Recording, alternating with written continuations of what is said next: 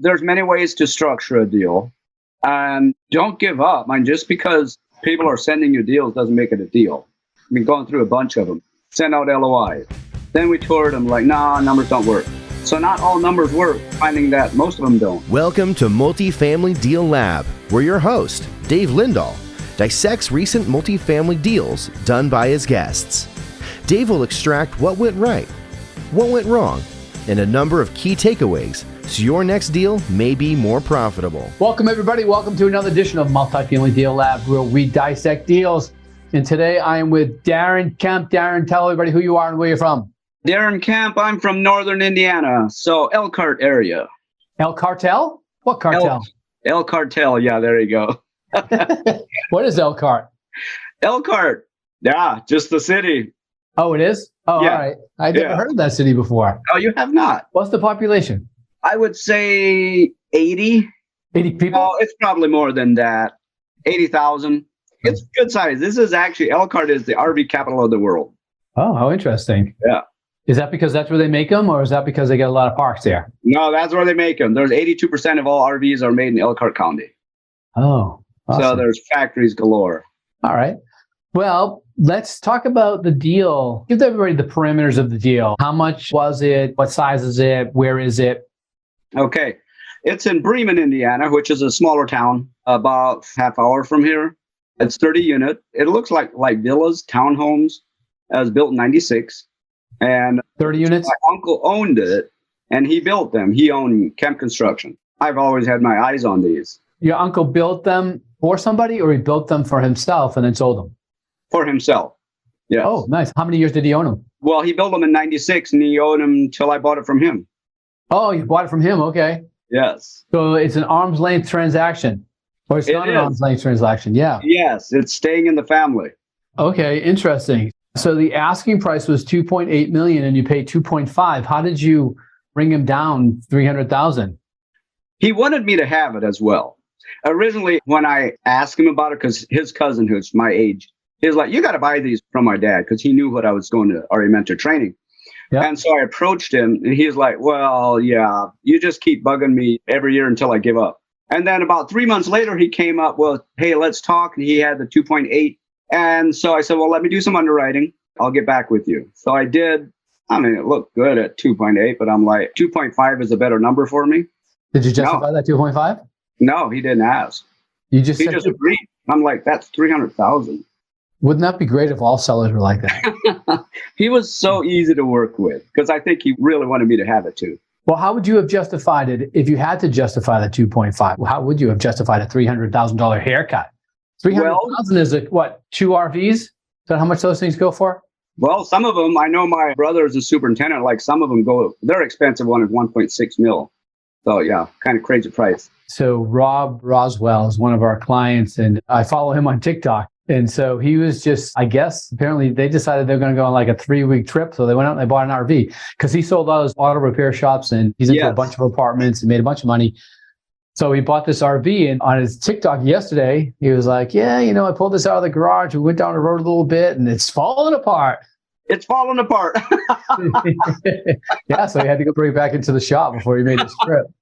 I look at those, they look like huge busts. I was like, how do you take a corner in those things? Yeah, they're huge. They're 45 foot long. Yeah. So let's get back to the deal. So did you guys structure this deal? Like, did you put any money up at all? Yes, I put up 200,000, and that's all part of the structure of the deal. So I came back with him, was like 2.5, but why don't you seller finance? And then you'll be the bank. You'll make the interest. You'll make more. And he was like, yeah, he likes that. And so let me talk to my attorney about it. So he did. Came right back to me and said, yes, you bring $1 million and I'll seller finance 1.5. I said, well, bringing $1 million, I will need to get another loan. I don't have $1 million laying around unless I would sell off rentals. And I told him I don't want to do that. You didn't have any cans in your backyard you could have dug up? Well, that's a different story. I might. Okay. So I told him, if I don't have to get another loan, you bring 2.3 and I'll bring 200. I said, I have 200 I can put, that way we're good. You can finance 2.3. And so that's how it was up until close to closing. So you negotiated him down originally from 2.8 to 2.3. 2.5. So I thought you just said that You negotiate him down to 2.3, but because he was going to come up with the $2 million in financing, then you were going to raise it to 2.5. No, so the sales price was 2.5. He agreed to finance 2.3. I was bring 200. Interestingly enough, I bought my first multifamily deal from my father, which was the one-bedroom apartment that I was living in. I had started investing in real estate, and my father was to the point where he wasn't sure if he wanted the property anymore. So he gave me a no money down deal to get into that deal. Kind of didn't get the ball rolling because I really had to go out and buy one up by myself to learn how to invest properly. But yeah, so how did you structure the terms on this deal, on this $2.3 million financing? Okay, so the way it was structured, 4% interest, and he agreed to that right away. That's what I'm trying to think which one of us brought it to the table, but we both agreed 4% interest, 5 years. Are the payments interest only, or were they amortized? They're amortized. Over how many years? It's a 20-year. Okay, amortized over 20 years. Why don't you just take them out to 30 and have lower payments if you're going to pay it off in 5 years? He wanted $12,000 a month. Oh, I see. Okay, so this is interesting, these negotiations, because it gives everybody else an idea of how these things actually come into fruition. Yeah. So he had a goal of getting $12,000 of, was that how much he was netting on that property? Or what? How did he come up with that figure? He wanted 15, but I said, now wait a minute. Currently, it's only bringing in 21,000 and change. And said, no, we got to do 12. I think I'll be fine there. And he agreed to that. I mean, this is cash flowing. So we could have probably done the 15, but I'm glad I didn't. It'd be really tight at 15. It would be very tight. What are your expenses running at? Like 25 to 27% of gross on that property? That's a trick question. I should have had my accountant with me. Well, how much cash flow are you getting at the end of the month? I'm just turning everything back in. I'm not taking anything off of it. So we're probably about between 4,000 and 5,000 is what we have left every month. So that's just building up. So you're netting 4,000 or 5,000 each month? Yeah. Okay. And are you escrowing for taxes and insurance and those one-time fees that hit you? Yes. Okay. So the net on that's probably about 3,000 or so, you think? No, that's with everything out. But that's with your taxes and insurance out as well? Insurance, not taxes. Sorry about that. Yeah. Oh, not taxes. Probably like 3,000. Yep. Okay. That makes more sense. Yeah. Okay. So what's your strategy here? I mean, if you want to increase the value of this property so you can refinance it. So what would you have to do? You got 200 into it, right? What I'm trying to figure out is how much you have to increase the value in order to get an 80% refi out of this deal. You got to increase the value to say 2.9 million. Yeah. Which is about 400,000. How are you going to do that? Well, okay. So he had it paid off and his rent was very low. He was at $720 for a 2-bed, 2-bath, 1,000 square foot. Yep. And nowhere else in that town can you get anything for less than 1,000. I'm increasing the rent. I took it up 120 right away. Yeah. You said there's 30 units, right? Yes. Okay. So I'm going to inch my way up to 1,000. I'm sorry. What were the rents now? $720. Oh, $720. And you'll get it up to 1,000 within 5 years. So that's like 300. Hopefully 3. But this property doesn't have a pool or dog park or anything like that. And there's no room for it like some of the others but some of them, the rents go up to $1,200 a month. So I think I'm still going to be good, even at currently. Yeah, that's an increase of cash flow of $108,000 for the year, $9,000 for the month. What do you think? I think you're going to do it because if you divide that by a cap rate of even, say, 8, that's 1.3 million increase in value. Yes, and I didn't get it appraised. Well, if we increase the rent where it's supposed to be, yeah, probably. Yeah, absolutely. It's really not a property I want to sell. Can you sell it? If your uncle gave you these terms and... No, I mean, even after the 5 years, I want to keep it. And because it's close and it's a nice property, built 96, really doesn't need anything. He kept it like immaculate, just really nice. One of those legacy properties. Yeah. The residents are like, your uncle did this and this and this. I know he was out there every day because he was bored, nothing else to do. So legacy property, keep it in the family. You sell it to your nephew. No, my kids. So that was an unusual setup for that particular deal. What else happened here? Did you do a property inspection? Did you have a full property inspection done? Just myself. And what's your experience? I flip about 20 houses a year. Yeah. And I see inspectors going through my properties. I'm like, I mean, come on, I could do much better. It's how I feel a lot of times. It's like they don't find the stuff that I think they should. And I'm like, I just feel better inspecting it myself. Now, if there would have been like sprinkler systems, things like that, I would have had that inspected. I did have the sewer inspected. That was all good. And that was it. The rest I did all myself. All right. So you saved money there. Do you inspect your own single family properties? Yes. Okay, good. So you have confidence in yourself. So let me ask you a question, right? Mm-hmm. Is owning multifamily properties and getting consistent cash flow month after month after month easier than flipping single family properties? Well, easier, yes, but I enjoy both of them. I'm still flipping 20 a year. Yeah. And I have now, as far as my residential rentals, yeah, get me into multifamily much quicker, you know. There used to be a time before I had kids where I was still flipping single family properties, because my story is I started with credit cards, and when I ran out of credit card money, I learned how to use hard money to fund my deals with no money out of my pocket. Then I started flipping houses because I get into those with no money and I could flip them and I could get another deposit for another apartment building. I eventually get into private money. So somebody asked me when I used to teach, and I was still flipping. This is only like, I stopped flipping houses when I had my kids. So I could spend more time at home. Somebody asked me, why do you still flip houses? You own over 9,000 units. Why do you still flip houses? And my answer was, because I can. Because I got the system down. It works really good. And it makes me money. Absolutely. I love that. That's the thing, is having systems down. So I was sailing the British Virgin Islands for 10 days. Nice. And the day I came back, my father-in-law passed away unexpectedly. Oh. So I had another week that I took off there.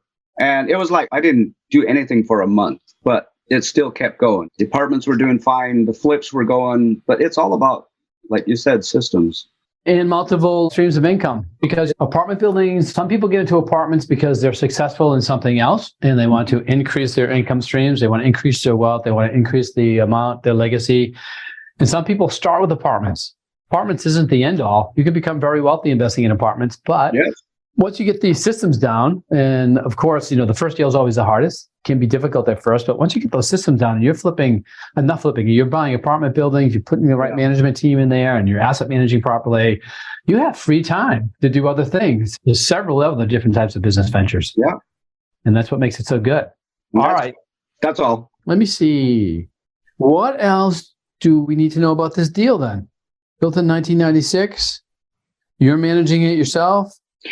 Kinda. There's an office, nice office, and I have a lady working there. She works 3 days a week and 4 hours every day. So she's there like 12 hours a day. So she does all the leasing, the background checks, anything with the residents. She takes care of everything. And then if there's a work order, she just puts it on the desk, takes a picture and sends it to, I have a property manager, and retired guy that lives in town, is a genius. So she calls him and he goes and fixes stuff. The management system's in place. Yeah, you could probably say I'm kind of self-managed, like evictions and stuff. That's my thing to do, but haven't had to do that. So, but I can go do the repairs if I want to, but I don't want to. How long have you owned the property? I bought it in December. Oh, so about 6 months now? Yeah. Yeah, no evictions? That's pretty good. Yeah, there's one that needs to, but he's moving out next month, but he owes me a bunch of money. What advice would you give to somebody who's just getting started looking for their first apartment deal? I mean, for us, I thought it was really simple. My second one seems to be my first one. That makes sense. What was your second one? Well, we just have an accepted offer now. Yeah. So that one is completely different. We'll do financing. How many units? It's just 18. 18 units. Where did you find it? So it's a wholesaler. Okay. So somebody that was flipping singles that got an apartment, doesn't know what to do with it. So we reached out to you probably because you're within that community, right? Well, actually, they already have 280 units. So they do apartments. That's what they do. Why is he sending it your way? He gets a lot of deals. I'm like, give me your broker's number. He's like, no, there's a deal. But I think it's a pretty good deal. We haven't even underwritten it. Just yesterday, I went and looked at it. I'm sending earnest money tomorrow. Wait, you haven't underwritten it? No, I didn't even know about it because, like I said, it just happened so quick. You put in an offer without underwriting? Yes, he actually put the offer in. He said, if you want it, you can have it. Earnest money needs to be, it's my nephew. Earnest money needs to be in tomorrow. And if you don't want it, I'll give you $8,000, get your earnest money back right away, and I'll take it on. Oh, so there's no risk? No risk. He'll take it on because it's real close to some of their others they have. So it's an 18 unit, $44,000 a door, built in 72. Oh, it's an older one. I thought that was pretty good. I looked at it. It's 2-story buildings. So, yeah. But to answer your question, what would I say to somebody going after their first deal? Well, there's many ways to structure a deal. And don't give up. I mean, just because people are sending you deals doesn't make it a deal. I've been going through a bunch of them. Send out LOIs. Then we toured them like, nah, numbers don't work. So not all numbers work. Oh, yeah. Kind of finding that most of them don't. Yeah. Welcome to the game.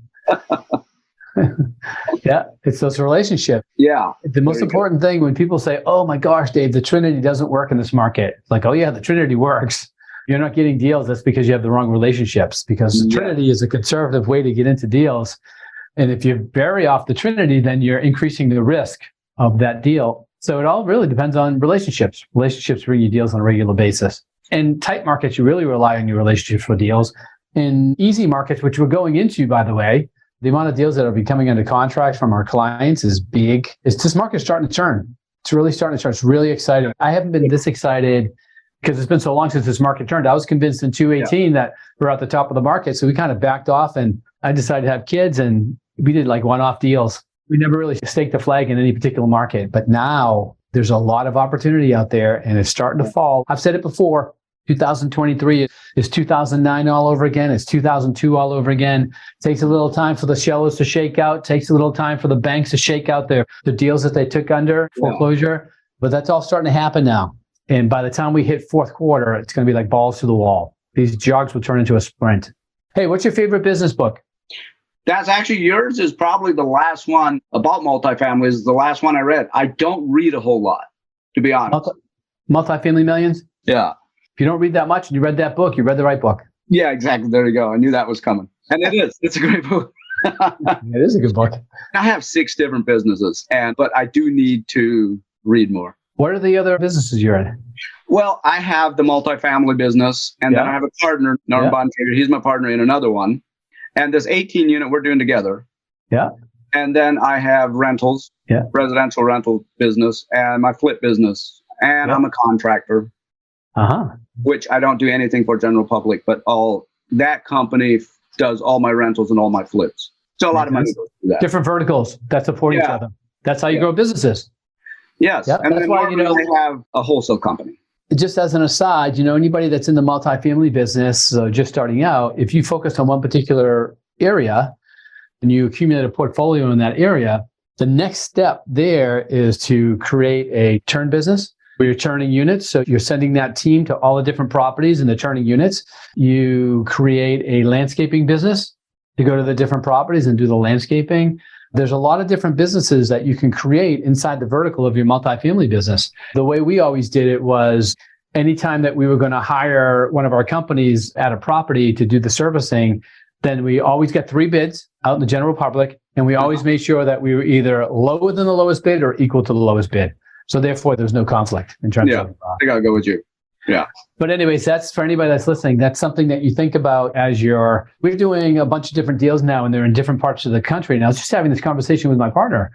It was like, hey, we got to focus on one particular area. I know we can do these one-off deals. We do a lot of deals with our clients. Yeah. We sponsor a bunch of deals, which we're happy to do, but they're just in different areas of the country. But I said to him yesterday, I said, all right, we got to choose between these 3 markets. Which one are we going to hit first so we can establish economies of scale in this particular market, and then we can start growing these other businesses as well. Yes. That's one of the lessons for today's show. All right, so that's another edition of Multifamily Deal Lab, and that's how Darren did it in Indiana with the cartel. This has been another edition of Multifamily Deal Lab. If watching on YouTube, please be sure to hit the like button, the subscribe button, so you don't miss the next session, and review the contact links on this page.